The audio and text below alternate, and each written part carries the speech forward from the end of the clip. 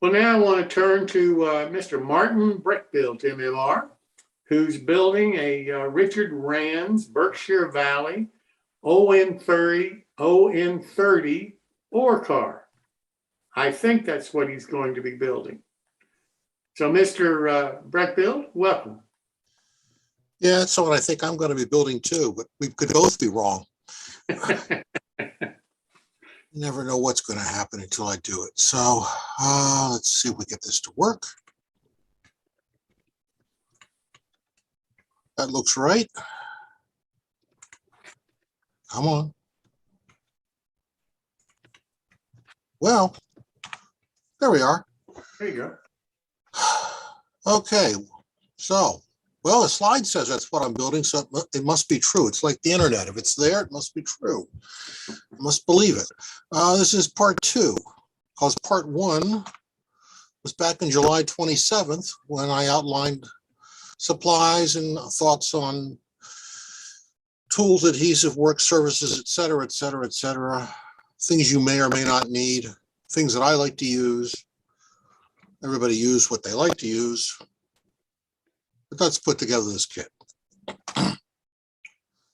I recommend reading the instructions. It'll only hurt a little. It's very useful actually because it identifies every single part, and then you can lay them all out and know what you're talking about as you go through the kit. You can find what you need as you need it. Everywhere on all the laser cut parts, almost every part is identified.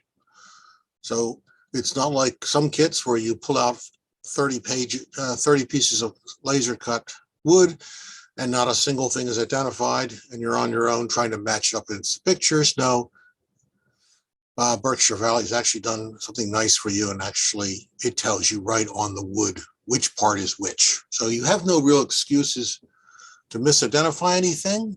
You can still put it together upside down or inside out or something, but you're still going to get it probably right. There are a few little things you have to be careful about. So there are all your laser cut bits and pieces and a little bag of white metal parts. We'll come to those in a couple of weeks, but there's your wooden parts and some resin impregnated cardstock or whatever that stuff really is. There's some of that too. There's two pieces of brass wire, but you can see, I don't know if my cursor's working, but it actually says, bolsters. Oh gosh, guess those must be the bolsters. You can probably figure these things out. Most of these parts are pretty obvious. Underbody frame, sides, ends. This is going to be fairly straightforward, but there are little markings on pieces. We'll come to those later. And here later is already here. So you have markings on this underbody. So these are the two sides, the two ends. We've got some marks where bolster blocks, end blocks go. These are where you need to assemble this so you can see these parts. So don't flip it over and put this on the inside of the car. That has to go on the outside of the car, because those little marks that tell you where to put things like the brake castings and where the little supports go for holding up the brakes. So those are the important things. So whenever you see little marks on something, you have to give it some thought. I need to see these later. Don't put them somewhere where I can't find them later. It's pretty straightforward putting it together. Tack on the sides ends to that base, and I'm using a little bit of glue, a little bit of CA, and snap it together, and you're done. You have your box made. This is pretty quick and easy. So you have a nice little frame, so you can start putting together the other fun parts. But this box goes together very simply. You very quickly have something that resembles a car, so it's kind of gratifying that it actually looks like you're going somewhere, and it actually looks like you know what you're doing. So just put it together. So here's, after I've got it assembled, yeah, these parts are on the outside, not on the inside. You want to be able to find those later. You could do without them if you screw this up and put it on the inside. You could just guesstimate where they go from the pictures, because Berkshire Valley was very nice to give you photos of partially assembled models. So you actually can follow along with their photos too. Okay, so you need this piece, which I conveniently put in the slide upside down so that you can't read it. But these are the brace posts. These are the angle blocks. And this is the block cap.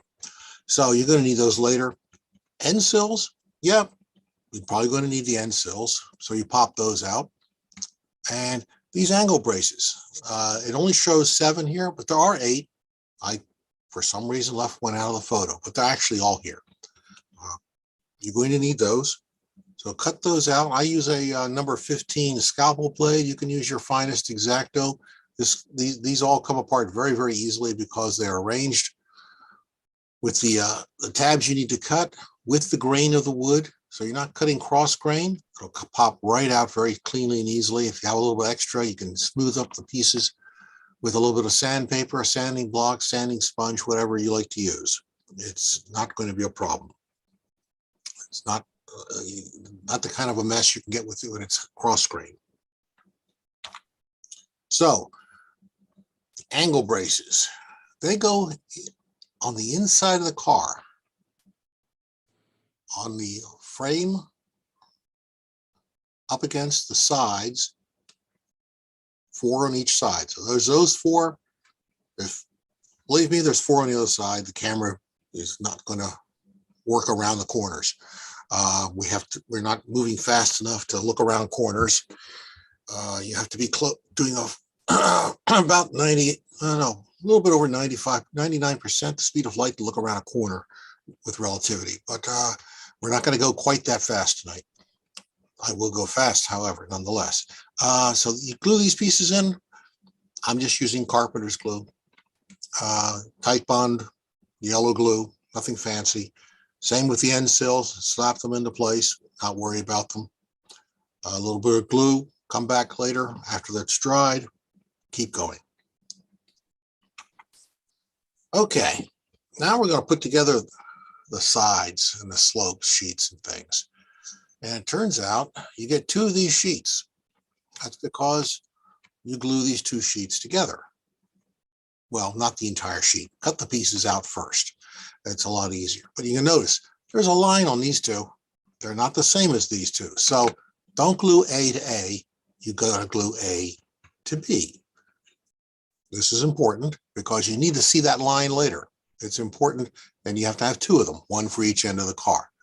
So these cut out pretty neatly with the scalpel blade or a good X-Acto knife. I wouldn't cut all this out all at once. I'd cut out a few at a time and go forward to gluing things together. So these are laminated up, glued together. Here's these 2 pieces. They look the same on both sides because there's one, there's one, there's one, there's one. Glue those back to back, glue those 2 back to back. Now you have these 2 side pieces. Same story here, same story here. And these are 2 different ones. One has the line. I left one up, this side up so you can see the line. This one's flipped over. There's the lines on the other side hiding from you. So now you have all the hopper body components almost ready to install in the frame. You want to give these a little bit of sanding because this did not have grain. So, you know, when you cut this out, you get a little nib right here. That has to go away. And that's where I'm going to stop for this week. We're going to do quick and fast and a little step at a time. So you have all your parts. There's a couple of tricks on putting those hopper body parts inside the frame so they line up nicely and neatly and fit. And that's what we're going to cover next week. And it's all back to you, Jim.